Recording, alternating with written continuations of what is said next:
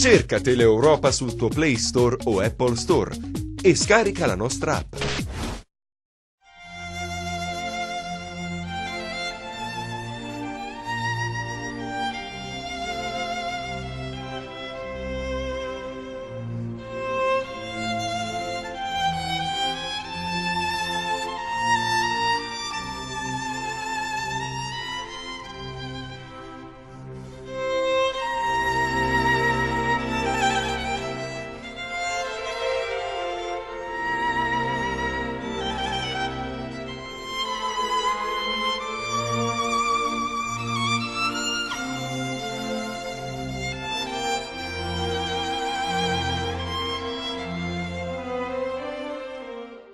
Nuova puntata di Agricoltura direttamente da Spoleto. Siamo qui per un'importante giornata da seguire insieme, giusto? Sì, esattamente, è una giornata molto importante dal punto di vista istituzionale dell'Accademia Nazionale dell'Olivo e dell'Olio. Durante questa giornata ci saranno, diciamo, dei compiti istituzionali come le relazioni del Presidente, del Collegio dei Revisori e una lectio magistralis sui reflui e sui sottoprodotti.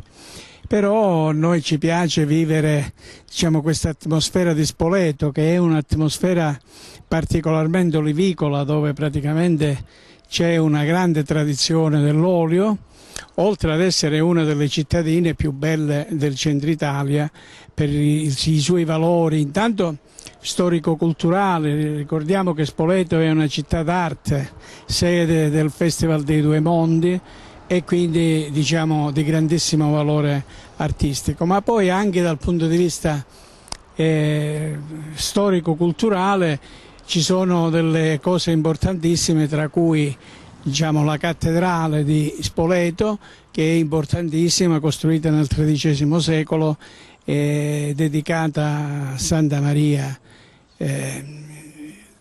della Consolazione, e che praticamente rappresenta, diciamo, il monumento simbolo di Spoleto. Però le bellezze storico-culturali di Spoleto non si esauriscono certamente con il Duomo, perché ci sono tanti altri siti, tra cui anche quello della Rocca Albornoziana, che noi adesso vediamo alle nostre spalle, che fu costruita dallo Stato Pontificio dal cardinale de Albornoz, che era un cardinale francese che si occupava della giustizia, e appunto per questo viene chiamata Rocca Albornoziana. Tuttavia, diciamo, Spoleto può vantare anche altri reperti storici ancora più antichi e ancora più importanti, come per esempio il Teatro Romano, che risale al 600 d.C., quindi all'epoca romana, e così come l'antico acquedotto, che anche qui possiamo vedere alle nostre spalle, proprio vicino alla Rocca, che, diciamo, serviva per portare l'acqua da queste colline umbre verso Roma, e che adesso, diciamo, sono rimasti questi reperti storici a testimonianza della grande importanza di Spoleto, diciamo, dal punto di vista culturale. E allora vi abbiamo dato giusto qualche accenno su questa splendida città, mentre noi adesso ci spostiamo per raccontarvi la nostra giornata. Venite con noi.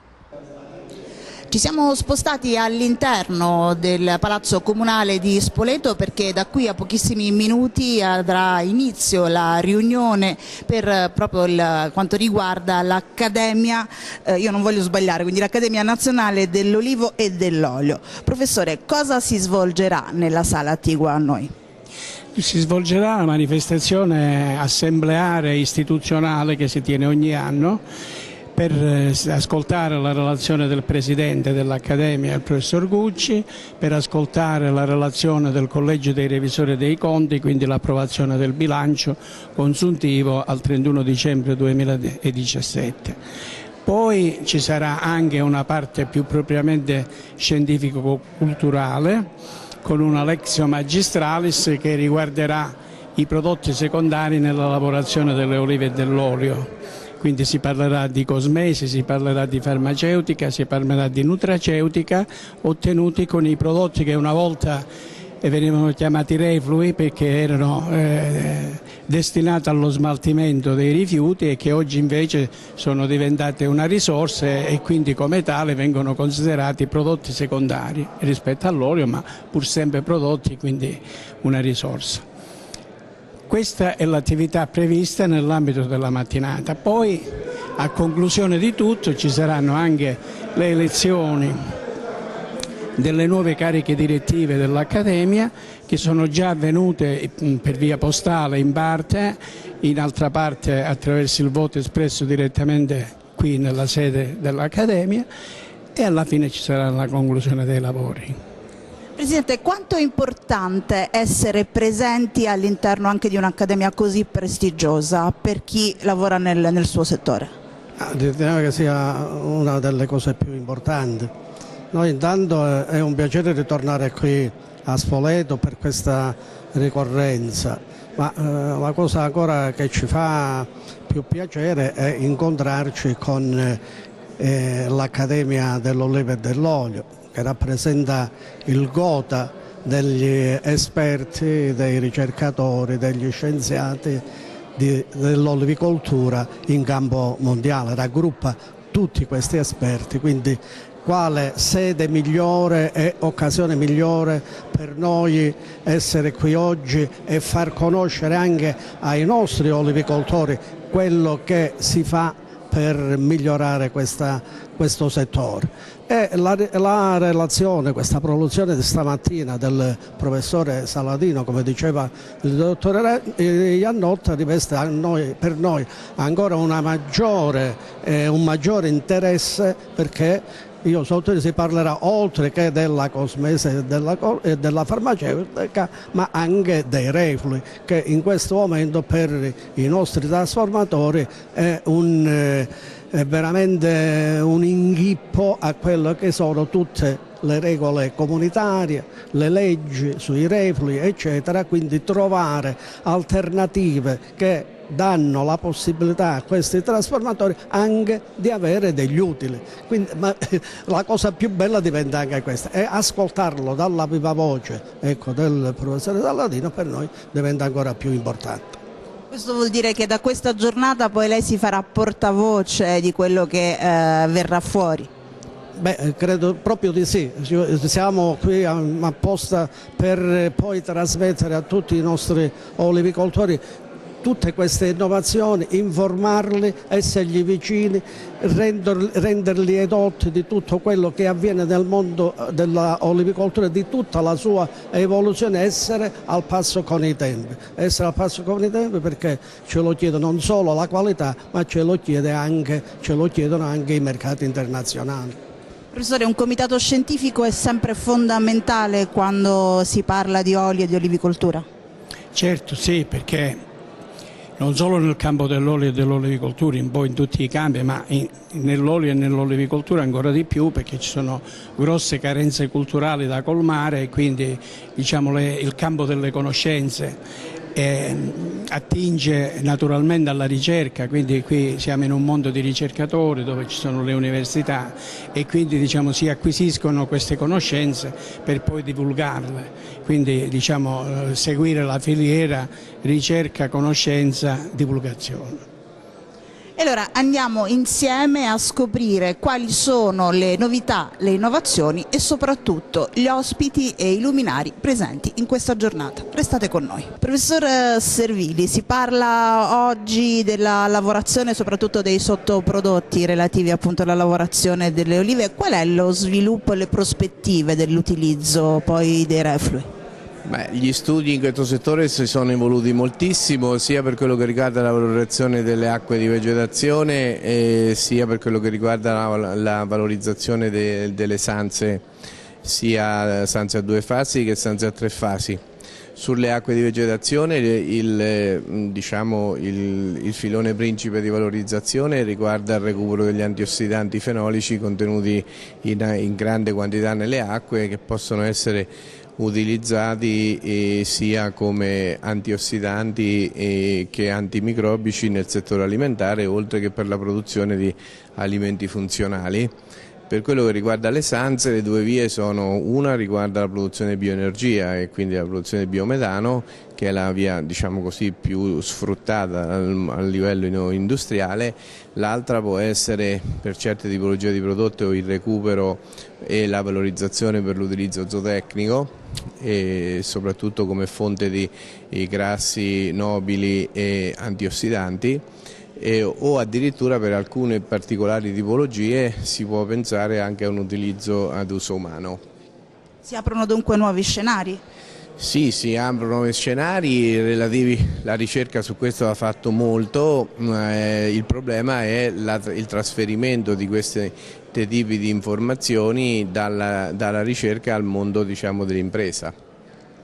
Qual è appunto la possibilità poi di utilizzarlo e soprattutto l'impresa che tipo di benefit può trarne? Passiamo da un unico prodotto ottenuto dal frutto dell'oliva, che è neppure il 10%, neppure il 20% del peso totale del frutto, che è l'olio. Quando viene estratto le rese all'estrazione variano dal 12, 13, 8 in alcuni casi fino al 20%.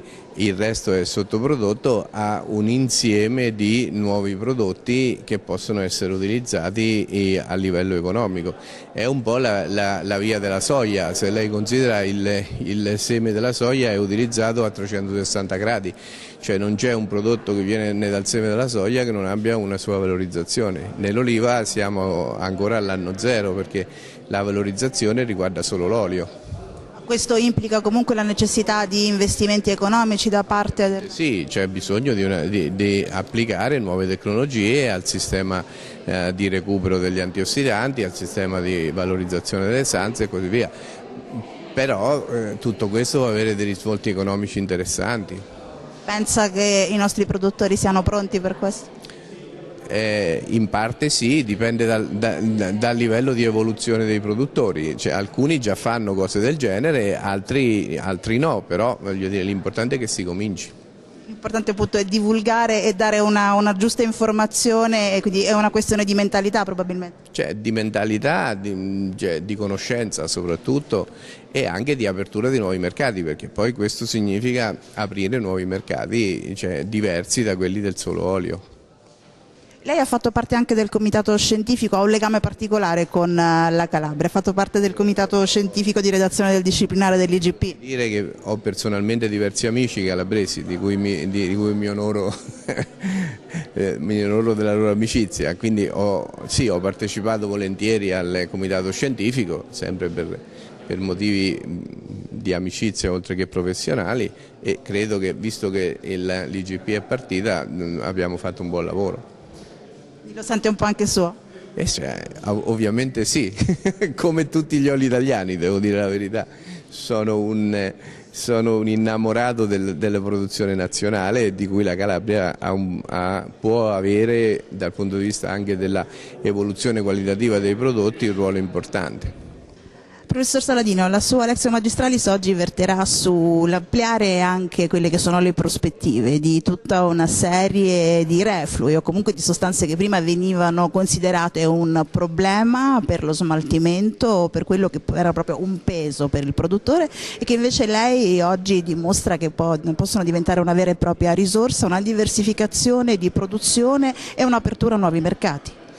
Certo, sostanzialmente oggi alla produzione dell'olio di oliva si applica un modello di economia lineare. Questo significa che l'obiettivo è ottenere un prodotto di alta qualità, ma anche che si producono dei reflui di vario tipo che restano non valorizzati e a volte anche necessitano di trattamenti per ragioni legate all'impatto ambientale. La nuova prospettiva della ricerca industriale è quella di passare da questo modello a un modello circolare in cui questi reflui siano invece al centro di una nuova espansione del mercato. E questo si può fare grazie a nuove tecnologie che sono però alla portata di tutti, nel senso che non sono tecnologie particolarmente costose né particolarmente difficili da utilizzare in campo e quindi aperte al nuovo mercato. Le tipologie variano a seconda del tipo di refluo.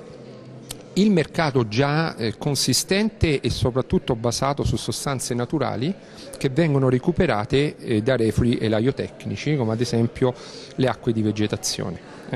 In questo caso è necessario un pretrattamento dell'acqua, che può essere fatto con degli impianti di membrana che sono praticamente in commercio disponibili a prezzi del tutto accessibili e che tagliano le acque di vegetazione nella loro componente organica, che è anche quella che determina la tossicità.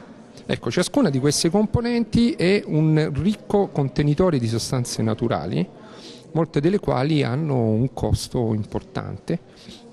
Per esempio, nella frazione più semplice, che prende il nome di osmosi inversa, abbiamo delle quantità importanti di sostanze come l'idrossitirosolo, che sono attualmente commercializzate come integratori alimentari e quindi hanno un mercato già molto stabile, anche perché questa sostanza non può essere ottenuta a costi bassi per altra via.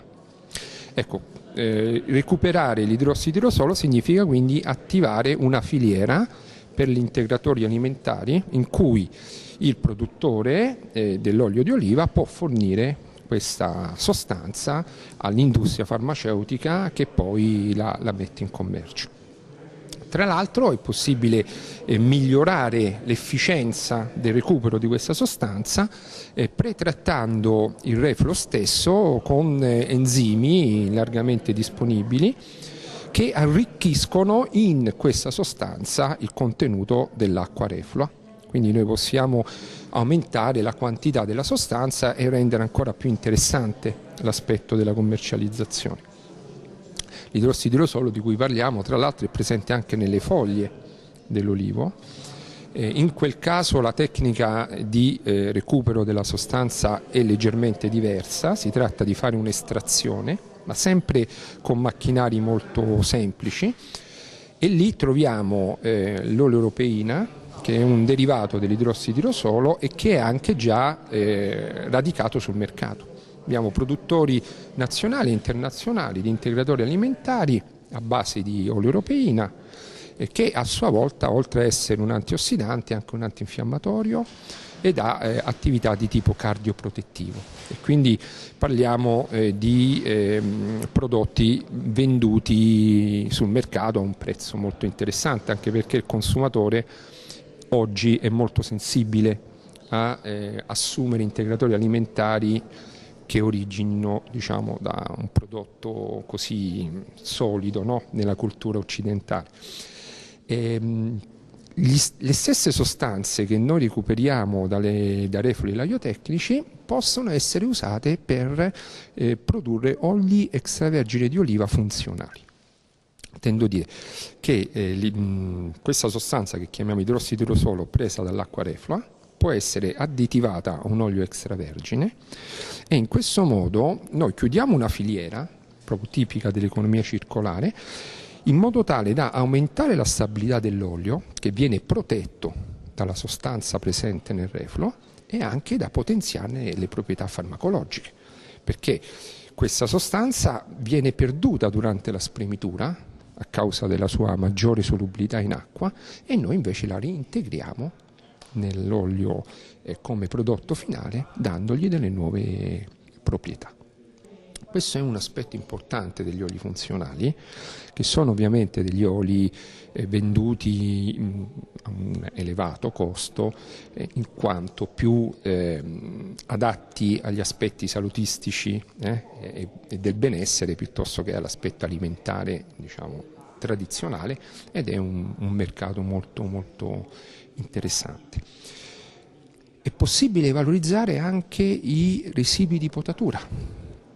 E sempre in quest'ottica circolare, dai residui di potatura noi possiamo estrarre altre sostanze bioattive che prendono il nome di lignani, che sono presenti in circa il 2-4% in peso, quindi per farsi un'idea, ogni chilo di residuo di potatura abbiamo un 2-4% di queste sostanze, che è un quantitativo commercialmente importante, e poi estrarre dal legno stesso una componente che si chiama lignina, che è la parte polifenolica del legno, cioè la parte bioattiva del legno accanto alla cellulosa, che è invece presente circa per il 40% in peso. Quindi invece di bruciare questo legno noi possiamo trarre quasi il 50% in peso di sostanze bioattive. La lignina come tale è essa stessa un antiossidante e quindi è già utilizzata sul mercato, anche su mercati particolari come le scienze dei materiali, per la produzione di compositi e per la protezione di materiali dallo stress ossidativo. Oppure possiamo strutturare la lignina in un modo molto semplice a formare delle capsule, in pratica delle capsule di legno, con le quali noi possiamo fare nella cosmeceutica degli schermi solari assolutamente naturali, perché queste capsule assorbono la radiazione ultravioletta. Per esempio industrie farmaceutiche come l'Istituto Dermatologico Italiano stanno sviluppando un prodotto a base di capsule di legno ottenute da residui di potatura dell'olivo. E l'unico principio attivo è questa capsula, non ci sono altre sostanze chimiche presenti. Oppure possiamo introdurre all'interno di queste capsule le sostanze che vi ho detto prima, idrossitirosolo o oleuropeina, per veicolarle, stabilizzarle e usarle poi in terapie molto particolari, come ad esempio una terapia antitumorale, una terapia anticlastogenica e così via. Quindi il messaggio è quello che non esistono reflui nella produzione dell'olio di oliva.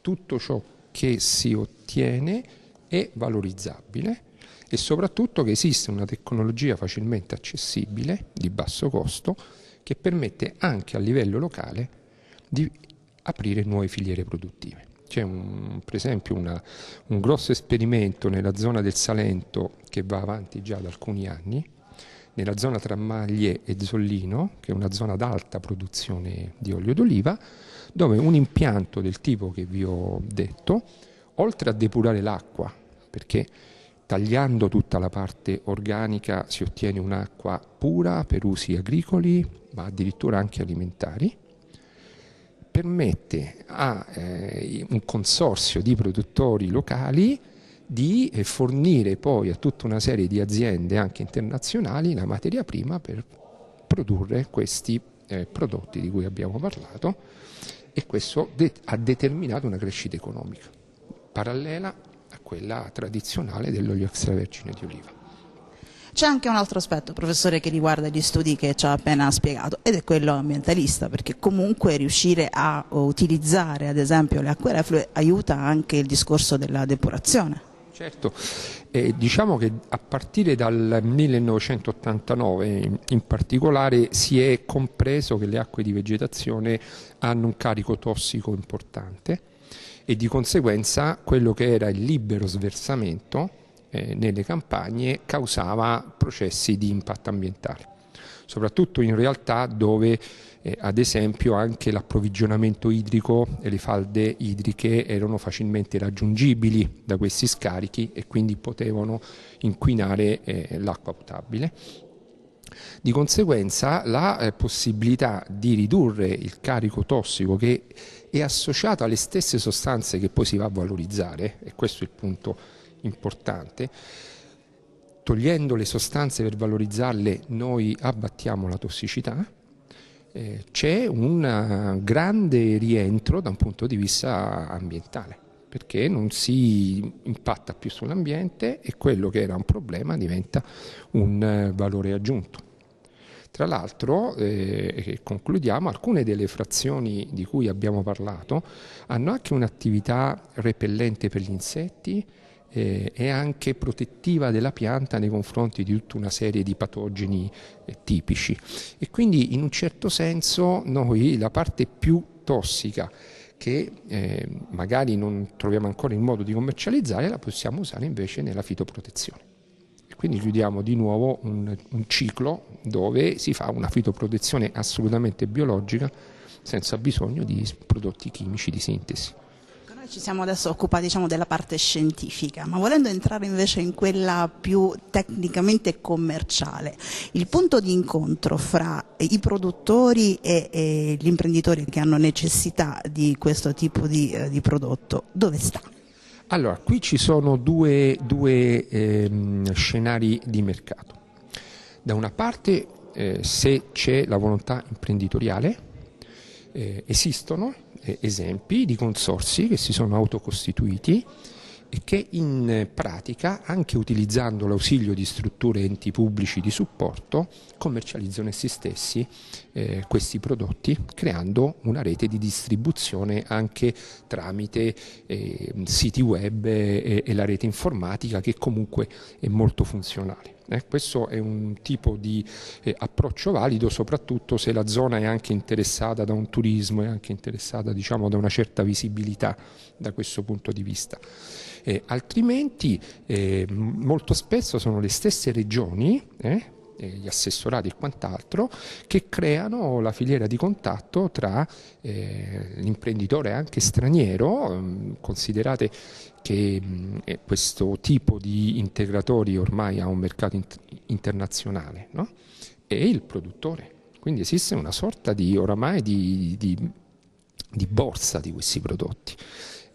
Come tante altre cose, il prezzo aumenta in funzione della disponibilità e l'importante è avere dei prodotti di qualità. Quindi è chiaro che in questa filiera ci deve essere almeno un controllo da parte, ripeto, di un'università, ma può essere anche un qualsiasi altro laboratorio che certifichi la purezza del materiale che viene venduto. Un comitato scientifico è sempre meglio averlo alle spalle affinché ci sia un controllo tecnico adeguato. Io penso che l'università in generale sia un ente assolutamente diffuso sul territorio. Non mi risulta che in Italia manchi un territorio sguarnito di un'università, e quindi, a mio avviso, siccome uno dei compiti dell'università è anche quello del sostegno al territorio, almeno in una fase di lancio certamente si può fare riferimento alle strutture universitarie, che hanno tutte le competenze necessarie per questo tipo di attività.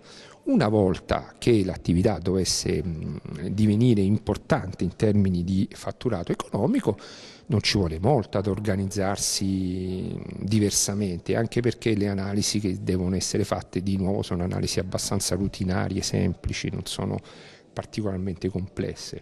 Quindi si crea un mercato assolutamente nuovo, che potrebbe essere curato dagli stessi produttori, se vogliono, o creare una figura intermedia, piano piano, che si occupi di questa transizione di cui lei parlava.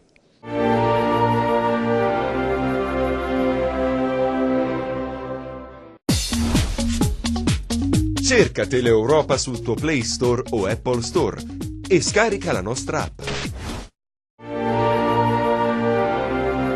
Sono ancora in corso i lavori dell'Accademia, mentre nell'altra sala appunto si parla con il professor Iannotto. Invece cominciamo a tirare un po' le conclusioni di questa importante e proficua giornata di lavoro. Il presidente proprio dell'Accademia ha già presentato quella che è stata la sua relazione. Di cosa si è discusso?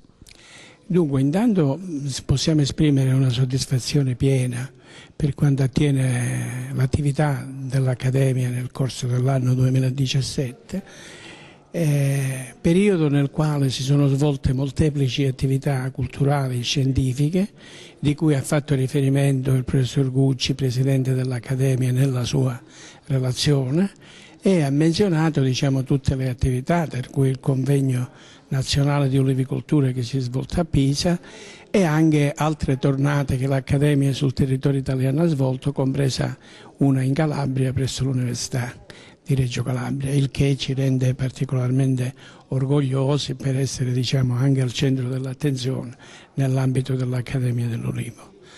Poi il Presidente ha fatto riferimento anche ad altre attività, per esempio l'istituzione del nuovo sito internet dell'Accademia Nazionale dell'Olivo e dell'Olio, che è, diciamo, un obiettivo che abbiamo a lungo inseguito e che adesso abbiamo perfettamente realizzato. Certo, sono risultati importanti che danno prestigio a questo sodalizio, ancor di più se i lavori si svolgono in un ambiente, in una location come quella dove siamo ubicati, che è un palazzo storico di Spoleto di suggestiva bellezza, e dove praticamente tutte le cose che sono state dette assumono un'importanza particolare anche alla luce, diciamo, della location nella quale si stanno svolgendo i lavori.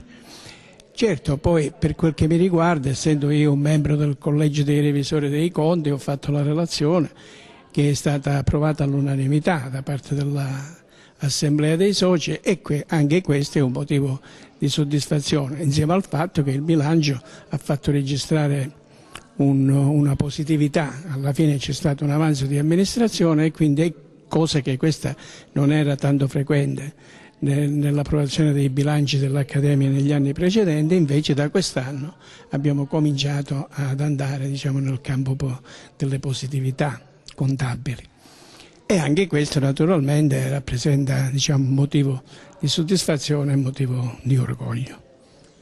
Da qui a breve, una volta terminati poi con le relazioni in ambito scientifico, ci sarà la nomina di altri accademici? Sì, ci sarà intanto la proclamazione dei nuovi accademici, quindi praticamente i nuovi ingressi, fra cui ci sono anche 2 giovani ricercatori calabresi.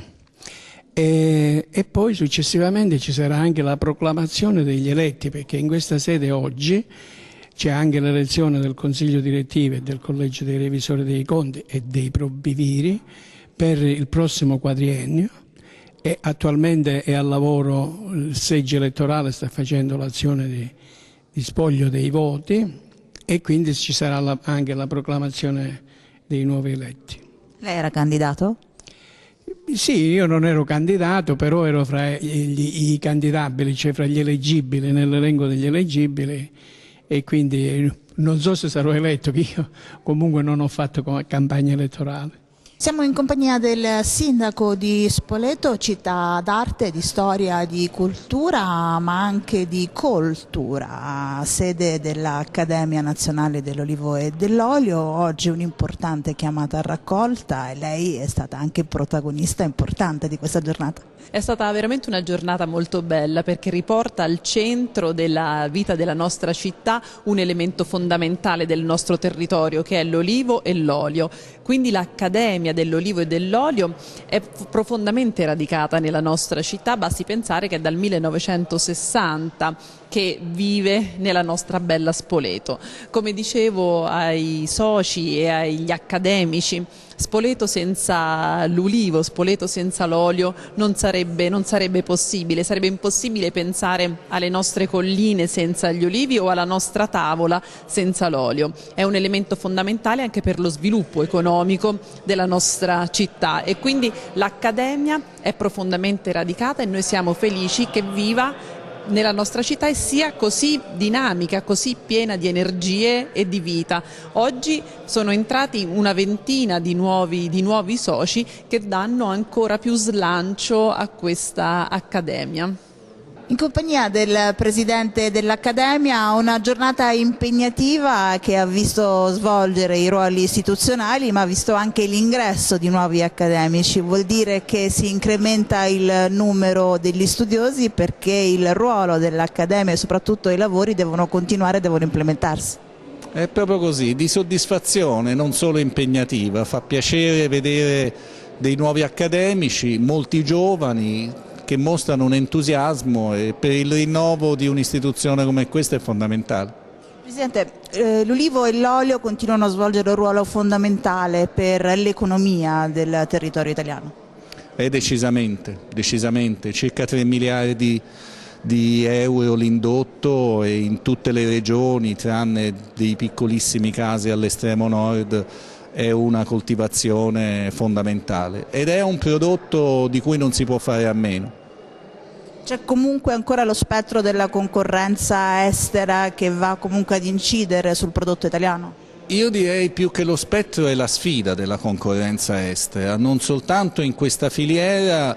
Oggi chiunque produca qualsiasi cosa si deve confrontare con un mercato internazionale. Quindi bisogna armarsi di ciò che noi sappiamo fare anche meglio degli altri e bisogna farlo, non si può stare fermi nel mondo d'oggi. L'Accademia è sicuramente uno strumento utile ai produttori, c'è bisogno appunto di istituzioni come questa affinché si possa essere di supporto. Cerchiamo di esserlo.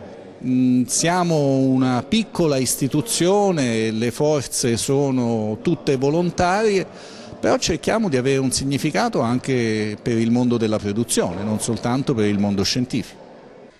Nell'ambito di questa interessante giornata che stiamo vivendo, l'occasione è quella di incontrare tanti luminari. Accanto a me uno dei massimi esperti di coltivazione e potatura che si sta occupando anche delle coltivazioni in Calabria, e c'è un importante progetto che è al momento ancora in una fase embrionale, ma che si spera possa da qui a prestissimo decollare in maniera definitiva, giusto professore?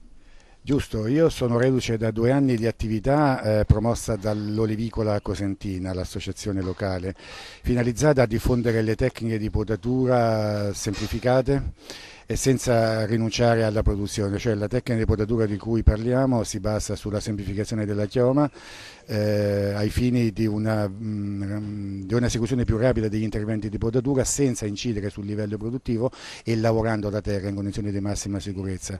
La novità si chiama vaso policonico, una forma di allevamento appunto basata sull'essenzialità della chioma, una minima quantità indispensabile di legno e la massima quantità possibile di fronda su cui produrre frutti. Tutto eseguito da terra rapidamente ed in modo essenziale. La potatura si chiama potatura agevolata e semplificata ed è una tecnica che si può trasferire in ogni situazione olivicola e in ogni ambiente. Il nostro progetto è quello di creare competenze locali da cui poi i locali olivicoltori possono attingere per mantenere in piedi questo percorso che è nell'interesse di tutti. Quindi l'attività che abbiamo avviato con l'Olivicola Cosentina si concretizzerà per il futuro con un'attività teorica e pratica presso l'Istituto Agrario, con altrettanta attività presso le migliori aziende del territorio e con una valutazione di tutte le persone che abbiamo formato finora mediante la esecuzione di gare di potatura con le quali verifichiamo la loro effettiva capacità di trasmettere questa tecnica. A termine di questo c'è l'iscrizione ad un elenco di potatori certificati da una scuola di potatura di olivo di cui sono titolare, che autorizzerà le persone ad andare ad operare in campagna con una titolarità conferita appunto dallo scrivente, che è titolare di questa tecnica semplificata di potatura. Quindi vogliamo che in Calabria, così come in altre regioni, incominci a crescere il settore attingendo dalle persone più interessate, dalle persone più appassionate e dalle persone più competenti.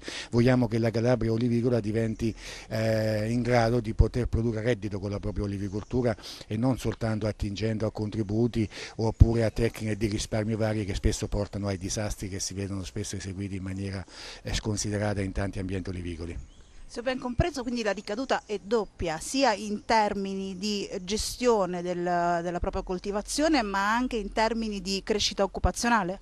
Esatto, si tratta di conservare e valorizzare un patrimonio olivicolo di notevole valore. La Calabria è la seconda regione olivicola d'Italia, c'è il 30% dell'olivicoltura nazionale ed il patrimonio olivicolo spesso non viene usato nel migliore dei modi, spesso viene anche danneggiato da tecniche di potatura improvvisate basate soltanto sul risparmio. Oggi purtroppo l'economia quella che detta le regole e l'economia impone o di produrre di più o di spendere di meno. Noi andiamo in questa direzione, non si improvvisa, noi proponiamo un qualche cosa che è basato sulla scienza. Il nostro modello operativo si basa sulle conoscenze passate, presenti e trasferite in una situazione sociale che è nettamente diversa da quella del passato. Cerchiamo di attualizzare tutte le conoscenze agli attuali bisogni e quindi con questo creiamo occupazione, perché facciamo scoprire alle future generazioni che l'olivicoltura attuale non è il peso che sembra a cui molti attribuiscono questo valore, in realtà è una risorsa. La Calabria olivicola può produrre molto più reddito dell'attuale usando il patrimonio olivicolo in un modo più corretto, in un modo più razionale. Continuiamo a parlare con i grandi esperti del settore e accanto a me il responsabile di uno dei progetti che fanno parte del piano olivicolo nazionale. Di cosa si occupa lei nello specifico, professore? Allora sì, io sono un ricercatore del CREA OFA, in particolare della sede di Roma, e sono uno dei coordinatori dei 5 progetti di ricerca all'interno del piano olivicolo nazionale.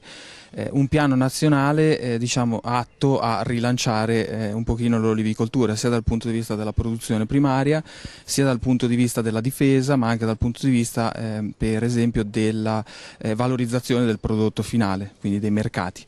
Io in particolare il mio progetto, il cui acronimo è MOLTI, quindi miglioramento delle produzioni olivicole in oliveti tradizionali e ad alta densità, si occupa proprio della messa a punto di strategie per il recupero della produzione in oliveti tradizionali, quindi oliveti che possono anche essere stati abbandonati o che si trovano in stato di semi-abbandono, un po' per il ricambio generazionale, un pochino legato al fatto dell'economicità, delle economie di scala all'interno delle aziende e così via. Quindi il recupero di questi oliveti, quindi rimetterli in funzioni, come utilizzando strategie di potatura che possano essere minime o conservative, e l'attuazione di una tecnica colturale che possa poi sostenere la produzione di questi oliveti, quindi lavorare su un patrimonio olivicolo già presente nel nostro paese. La seconda parte del progetto invece si occupa della messa a punto della strategia di gestione di oliveti ad alta densità, quelli che possono essere soggetti ad una forte meccanizzazione. Quindi si va da oliveti da 500 piante ettaro fino ad oltre le 1000 piante ettaro. Qui c'è una serie di problematiche che vanno studiate, a partire ad esempio dalle cultivar. Attualmente le varietà che vengono utilizzate sono, a livello internazionale, sono principalmente 3, di cui 2 sono spagnole. Questo però comporterebbe proprio una perdita di biodiversità, una perdita del nostro patrimonio genetico, varietale, di cui la nostra nazione è molto ricca, sono circa 500 varietà in tutto il territorio italiano. Però ecco, vi dicevo, va messa a punto la tecnica colturale in ogni ambiente. Il progetto che partirà, speriamo, di qui a breve, vedrà la partecipazione di diverse unità di ricerca che coprono un pochino tutto il territorio nazionale, quindi si va dalla Sicilia alla Calabria, alla Puglia, il Lazio, l'Umbria, le Marche, la Toscana. Quindi sono diverse unità di ricerca che andranno proprio a studiare questi diversi aspetti nei singoli areali, proprio per dare anche delle ricette coerenti di gestione di diverse tipologie di oliveti nei diversi ambienti. Professore, c'è grande fermento intorno a questo settore ed è anche confortante che ci siano tante nuove leve, tanti giovani interessati all'ambito della ricerca. Vuol dire che finalmente si è compreso che il settore dell'olio, quindi della coltivazione dell'olivo, ha bisogno di essere rivalutato? Ma assolutamente sì, perché noi negli ultimi 30 anni siamo un pochino rimasti al palo.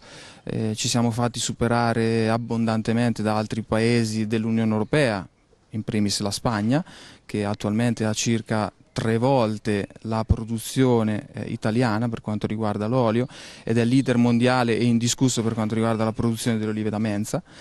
E negli ultimi anni ci stiamo facendo raggiungere, se non superare, nelle superfici, nelle produzioni anche da paesi extraeuropei, quindi il bacino del Mediterraneo, ma anche paesi che sono di nuova olivicoltura. Parlo dal Cile, l'Argentina, l'Australia, California. E sicuramente negli ultimi anni, e vi dico anche grazie proprio a questo piano olivicolo, ci sarà un rilancio dell'olivicoltura, puntando principalmente su 2 aspetti: l'incremento delle produzioni, quindi dobbiamo essere competitivi a livello internazionale con le quantità, ma mantenendo sempre come punto di riferimento la qualità. Quindi l'Italia si distingue a livello internazionale per l'altissima qualità delle proprie produzioni. Non dobbiamo nasconderci dietro un dito, nel senso che anche altri paesi che già hanno grossi quantitativi si stanno buttando nella qualità, quindi stanno tirando fuori gli stessi spagnoli dei prodotti di altissima qualità. Quindi è una competizione molto molto forte a livello internazionale che secondo me possiamo vincere, ecco, avendo questa spinta anche con nuove leve, quindi nuove aziende, nuove attività di ricerca, tecnici che fanno il lavoro sul territorio e associazioni di produttori o di valorizzazione delle produzioni a livello locale o nazionale. È arrivata adesso la notizia, lei è stato eletto nell'ambito del Consiglio anche dell'Accademia, quindi avrà un ulteriore anche compito all'interno di questo. Sì, questo è sicuramente un piacere e diciamo che l'Accademia svolge questo ruolo secondo me molto importante di connessione tra il mondo della ricerca, il mondo tecnico e il mondo produttivo, quindi sicuramente cercherò di dare il massimo, insomma, tutto quello che riesco per poter diciamo, sfruttare tutte le occasioni che l'Accademia può avere di rafforzare questi legami sul territorio con le varie istituzioni. Sono in compagnia del segretario dell'Accademia, possiamo un po' tirare le somme di questa giornata, come si è svolta? Avete raggiunto i numeri che vi aspettavate in termini di presenza? Soprattutto siamo curiosi di sapere anche come è andato poi lo scrutinio, perché vi abbiamo lasciato prima le prese ancora con i conteggi, insomma ci racconti un po' di retroscena anche. Sì, diciamo che è stata una giornata pienamente soddisfacente per noi perché diciamo che tutto si è svolto secondo programma, abbiamo avuto un'ottima affluenza all'incontro che abbiamo avuto, durante il quale è stata fatta la relazione del Presidente dell'Accademia che diciamo, ha riassunto un po' le attività che l'Accademia sta portando avanti ormai da qualche anno con un'intensità direi molto elevata. Nell'ultima annata noi abbiamo avuto, come ha detto il Presidente, un paio di tornate, poi abbiamo fatto dei corsi sulla potatura in particolare, ma anche sulla qualità dell'olio. Diciamo che l'Accademia sta cercando in tutti i modi di aumentare un po' il contatto con il mondo operativo, con il mondo esterno, attraverso queste iniziative che vengono in parte svolte qui in loco, dove abbiamo la sede, ma anche nelle altre regioni olivicole del nostro Paese. Per quanto riguarda la giornata di oggi con riferimento diciamo, alle elezioni, anche queste ecco, diciamo, sono appena concluse, abbiamo i primi risultati, adesso un po' di questo periodo, ecco, parlare di elezioni direi che è quasi di grande attualità. Comunque è andato tutto bene, credo è stato eletto il nuovo Consiglio accademico che in buona parte è stato confermato, però ci sono un paio di ingressi importanti perché entrano due nuovi membri del Consiglio accademico che sono il professor Lanfranco Conte, dell'Università di Udine, un tecnologo alimentare, e il dottor Enrico Maria Lodolini che lavora al CREA di Roma e lavora ovviamente sull'olivo. Diciamo quindi questi rappresentano delle nuove energie che entrano a far parte dell'Accademia e siamo particolarmente contenti di questo. Ecco, adesso l'Accademia, come magari avrete avuto modo di vedere durante l'incontro, si sta impegnando molto ecco, per intensificare le sue attività e quindi nuovi membri che entrano, che portano un nuovo entusiasmo, sicuramente contribuiranno fortemente in modo efficace diciamo, a rafforzare l'attività dell'Accademia. Ci sono già delle tornate in calendario o queste nuove elezioni erano propedeutiche anche a calendarizzare delle attività? Diciamo che sono già state proposte delle nuove tornate che adesso cercheremo un pochino di selezionare. Ancora diciamo, ecco, non sono state del tutto diciamo, ufficializzate, come pure sono stati programmati degli altri corsi diciamo, già in questa annata. Quindi ecco, diciamo che ormai l'attività che abbiamo avuto negli ultimi anni sembra consolidarsi sempre di più, con impegni sempre più frequenti e con ecco, un incremento direi quasi costante sia dell'attività di formazione sia dell'attività in termini di tornate dell'Accademia. L'ingresso anche di nuovi accademici, in alcuni casi anche molto giovani, è motivo di vanto per l'Accademia. Allora, oggi prima mi sono riferito soprattutto ai nuovi entrati con riguardo al Consiglio accademico, che è un organo diciamo, che gestisce l'Accademia, tutte le iniziative dell'Accademia, però sicuramente ecco, oggi è stata una bellissima giornata per l'ingresso invece dei nuovi accademici che entrano diciamo, a far parte dell'Accademia Nazionale dell'Olivo e dell'Olio e in gran parte si tratta di giovani. Diciamo, ecco, noi Siamo molto impegnati a introdurre dei giovani, perché pensiamo che il futuro, come ovvio, sia con loro. E questo, ecco, diciamo, fa parte un po' di questo disegno dell'Accademia, di essere sempre più presente nel territorio nazionale, ed i giovani sicuramente sono una forte garanzia per questo. Siamo giunti al termine di questa nostra giornata, una giornata intensa che ci ha consentito di approfondire ulteriormente la materia, grazie anche al contributo di numerosi esperti e soprattutto studiosi del settore. Sì, certamente sì, del resto questa è l'Accademia Nazionale dell'Olivo e dell'Olio, quindi in un ambito accademico ci sono, diciamo, i grandi ricercatori, i grandi conoscitori della materia. Ovviamente l'incontro non è stato di tipo scientifico, se non per quella parte legata alla prolusione fatta dal professor Saladino circa l'utilizzazione dei reflui e dei prodotti secondari della lavorazione dell'olivo. Però ci sono state tutte le altre attività istituzionali dell'Accademia, tra cui anche l'approvazione del bilancio, la relazione del Presidente, quindi l'approvazione di tutta l'attività, e infine anche perché al termine del quadriennio c'era in programma il rinnovo delle cariche sociali e quindi sono stati eletti i nuovi consiglieri accademici e i nuovi revisori dei conti. Ci eravamo salutati prima con un punto interrogativo. Come è andata? Siamo stati rieletti? Io sì, e fortunatamente sono stato rieletto con grande successo, perché mi hanno dato una valanga di voti che io nemmeno me l'aspettavo. Comunque mi fa piacere, sono orgoglioso anche di questo. Sì, sono stato confermato. Bene, siamo contenti anche noi. Presidente, noi abbiamo sentito che lei ancora una volta, perché sappiamo insomma che è una fucina di idee, di iniziative e di progetti, qui ha consolidato tutta una serie di rapporti, e quindi abbiamo sentito anche dalla viva voce di tanti esperti ed esimi professori che ci sono una serie di progetti che partiranno da qui a poco nella nostra bella terra grazie a lei, quindi bisogna essere soddisfatti e bisogna essere grati anche del suo lavoro.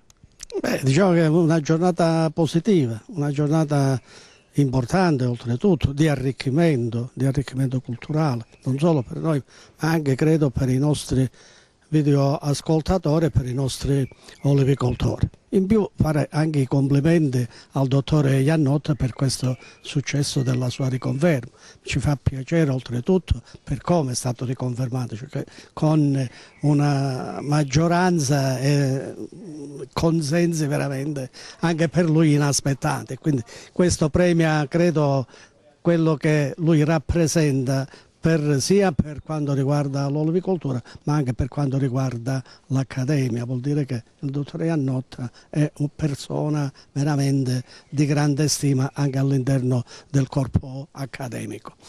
Beh, le idee sono tante, la volontà c'è pure, anche se ogni tanto ci viene minata da qualcuno che dice che siamo immobili, non facciamo, però chi parla vuol dire che non ci segue. Non che non ci segue come trasmissione, ma non segue neanche le attività sia del consorzio IGP Olio di Calabria, ma anche quella che è l'attività dell'associazione che è presente sul territorio, è presente con gli olivicoltori, è presente nelle aziende dell'associazione.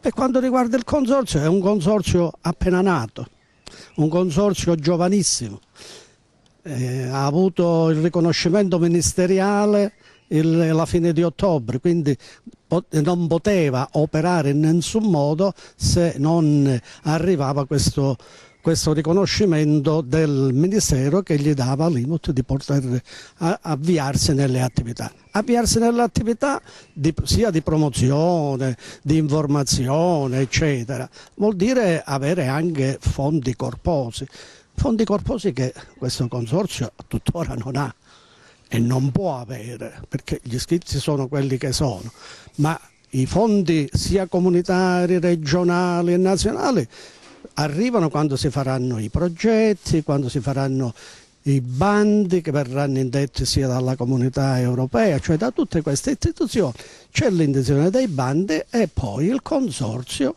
si indirizzerà su queste cose e allora arriveranno i finanziamenti per fare tutte quelle attività demandate ai consorzi.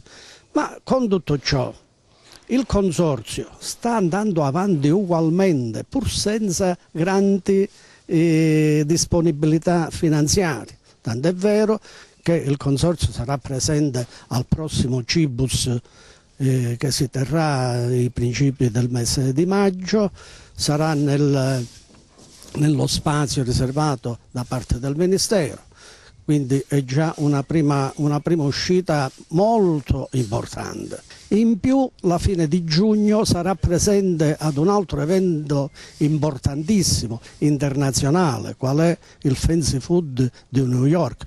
Non è cosa di poca roba. Il Fancy Food è fra le fiere più importanti a livello internazionale, che si contano sulla punta delle dita. E essere presenti al Fancy Food di New York è un impegno notevolissimo sia come dispendio di energie ma anche di economia. Ecco, queste sono quelle più immediate per quanto riguarda il Consorzio e di come si sta muovendo il Consorzio, oltre naturalmente ad essere vicino a tutti i consorziati che si sono iscritti con tutte quelle che sono le loro preoccupazioni, i loro problemi sia sul territorio sia in azienda eccetera. Quindi è per quanto ci riguarda un consorzio vivo, un consorzio che sta veramente muovendosi nel modo giusto. Credo che in 2 mesi, 3 mesi di attività avere raggiunto già questi obiettivi diventa molto importante. E queste giornate non possono che arricchirci culturalmente, perché ci dà veramente tutta quella forza di essere vicino agli esperti, di avere il loro supporto, di essere a fianco a loro e di averli al nostro fianco per migliorare quella che è la olivicoltura della Calabria, che produce l'olio migliore al mondo, che è riconosciuto da questi stessi esperti, non che ce lo riconosciamo noi perché siamo i produttori di quel prodotto e diciamo il nostro è il migliore, come tutti quanti dice il nostro è il migliore. Ecco, questo era un po' quello che mi sentivo di dire di questa giornata, una giornata splendida, veramente una giornata che mi auguro ce ne siano tante altre, non solo per noi ma anche per chi ci ascolta e per la olivicoltura calabrese. E da Spoleto quindi è tutto, noi come sempre vi diamo appuntamento alla prossima puntata. Arrivederci.